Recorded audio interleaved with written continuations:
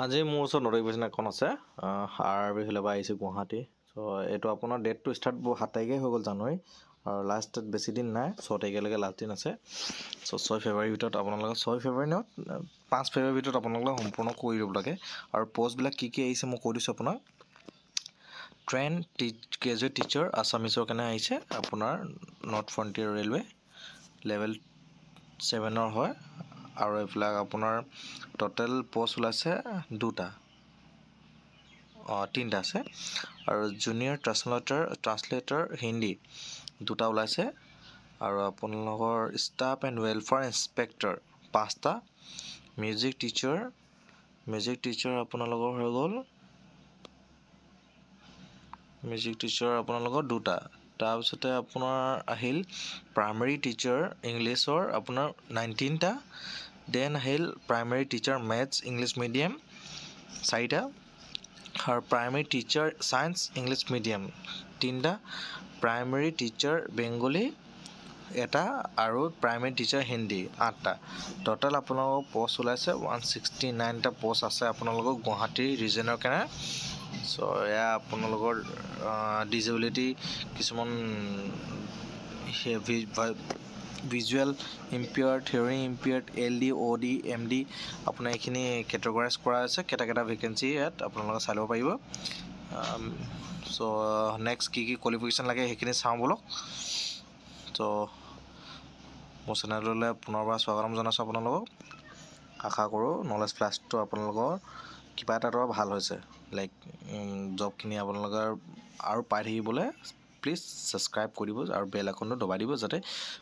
মোৰ যেতিয়া মই প্ৰথম ভেকেঞ্চি ভিডিঅ' আনো আপোনালোকক ফাৰ্ষ্ট অফ অল আপোনালোকে পাওক চ' এয়া বলক কোৱালিফিকেশ্যনখিনি চাই লওঁ কি কোৱালিফিকেশ্যন লাগে তাৰপিছত আহিলে আপোনালোকৰ পষ্ট গ্ৰেজুৱেট টিচাৰৰ কাৰণে কমাৰ্চৰ কাৰণে আপোনালোকক মাষ্টাৰ ডিগ্ৰী লাগিব মাষ্টাৰ ডিগ্ৰী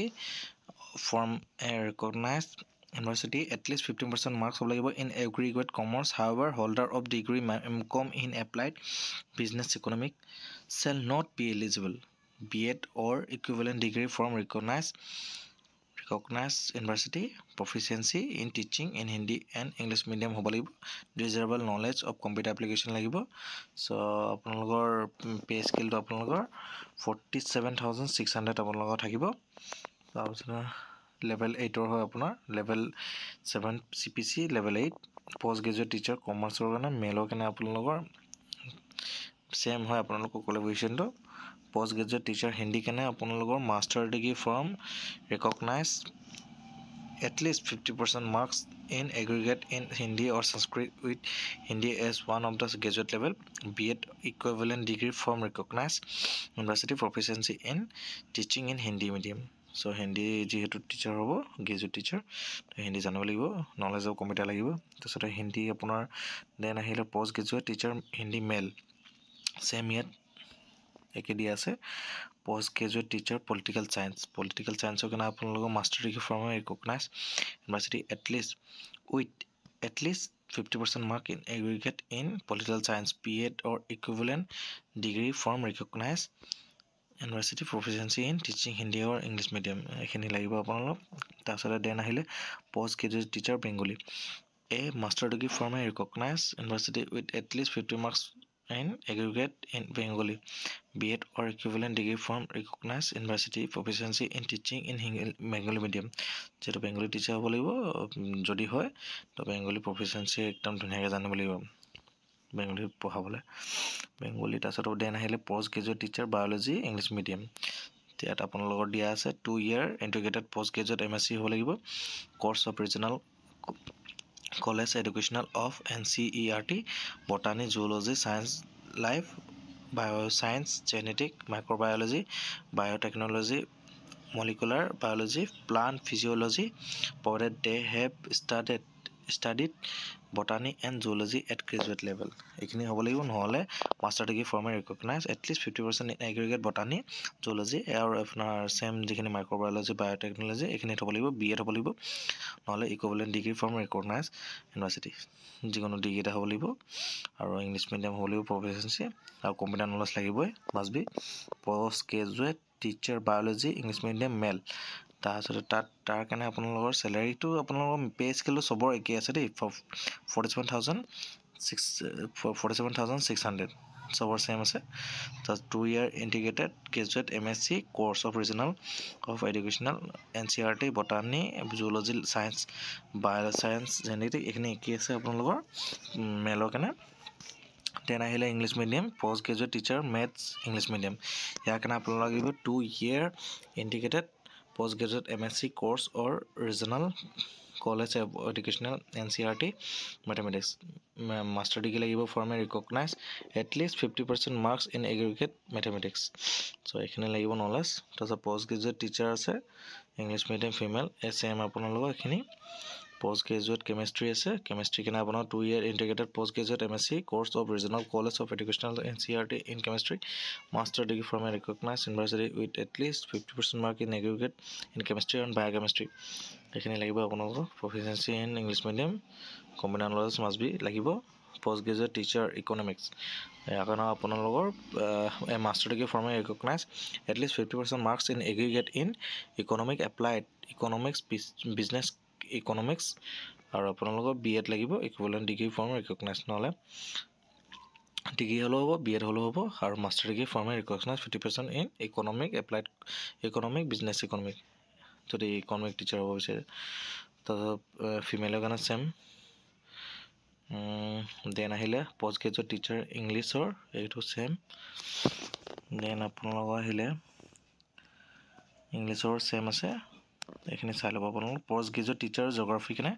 আপোনাৰ 2 year integrated post graduate MSc course of regional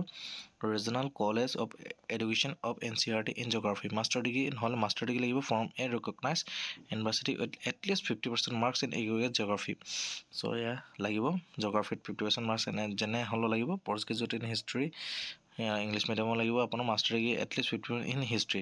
আপোনালোকৰ মেজৰটো হিষ্ট্ৰী থাকিব লাগিব মাষ্টাৰ ডিগ্ৰী থাকিব লাগিব BEd নহ'লে ডিগ্ৰী লাগিব বা আপোনালোকৰ যেটো টিচিংটো হ'ব লাগিব ইংলিছ মিডিয়াম আপোনাৰ ইংলিছ মিডিয়াম হ'ব লাগিব post graduate teacher home science English medium to master degree from a recognized university with at least 50% marks in aggregate home science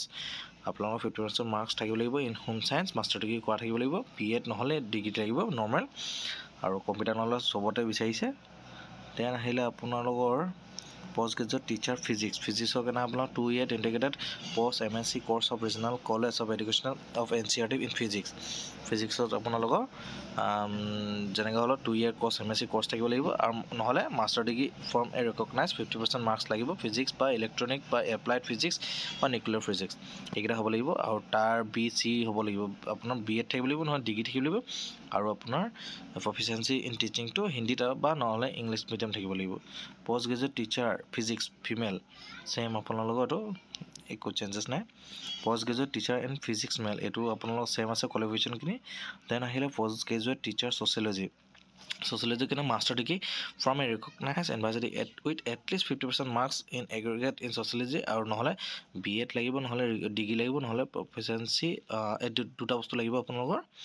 চ' চেমে হয় কিনি এডুকেশ্যনখিনি অলপ চলপ চেঞ্জ আছে তাৰ post graduate teacher physical education ইয়াৰ কাৰণে আপোনালোক লাগিব bachelor of physical education BPED or Bachelor of Physical Education BPE or Bachelor of Science in Health and Physical Education degree in sport and at least 50% marks as per National Council for Teaching Education recognized norms and procedure regulation 2009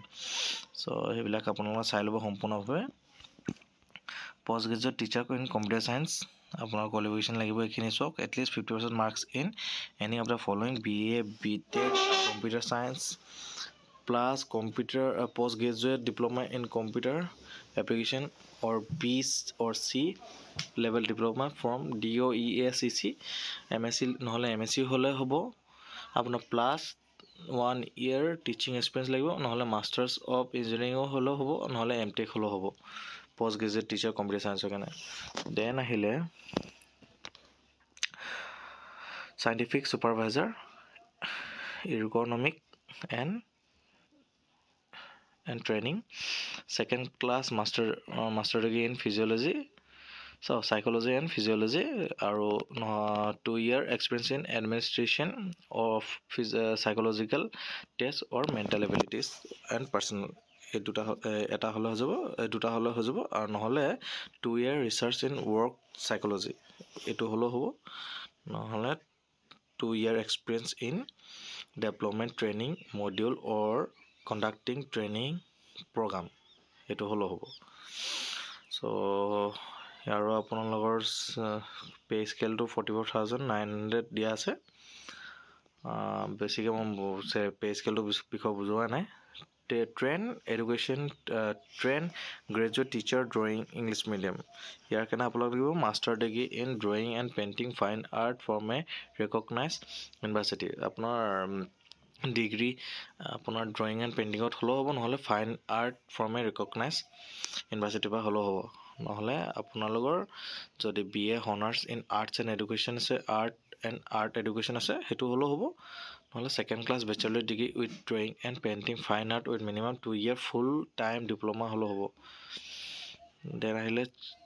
shape ল' এছিষ্টেণ্টৰ কাৰণে আপোনালোকৰ pay স্কেলটো দিয়া আছে 44,900 medical standard minimum এজবিলাক আপোনালোকে চাই ল'ব minimum এজবিলাকো মই নাই কোৱা ভিডিঅ'টো বহুত লম্বা বনিছে সেইকাৰণে মই বেছিকৈ কোৱাও নাই ইউনিভাৰ্চিটি ডিগ্ৰী ইন ল' with 3-year standing practice as pleader at bar serving railway who are law graduate are also eligible to apply for this post provided they are served at least 5 years in any branch of the railway administration 5-year railway administration serving হ'ব লাগিব মানে সাৰ্ভ কৰা হ'ব লাগিব আৰু vacancy earmark for direct recruitment should also be available to the railway magistrates who are desirous of applying for such posts and who also fulfill the prescribed qualification for the direct recruits so ইয়াত এইখিনি ভালকৈ পঢ়ি ল'ব আপোনালোকে বুজি ল'ব মই বুজাই দিলোঁ 5 year যেনেকৈ মিনিমাম 5 year হ'ব লাগিব আপোনালোকৰ চাৰ্ভ কৰা হ'ব লাগিব ৰেলৱে এডমিনিষ্ট্ৰেশ্যনত তাৰপিছত পাব্লিক প্ৰচিকিউটৰ কেনে আপোনালোকৰ মিনিমাম এজ হ'ব লাগিব 18 আৰু মেক্সিমাম 35 so ইয়াৰ কাৰণে আপোনালোকৰ graduate with bachelor degree in law' from recognise university with 5-year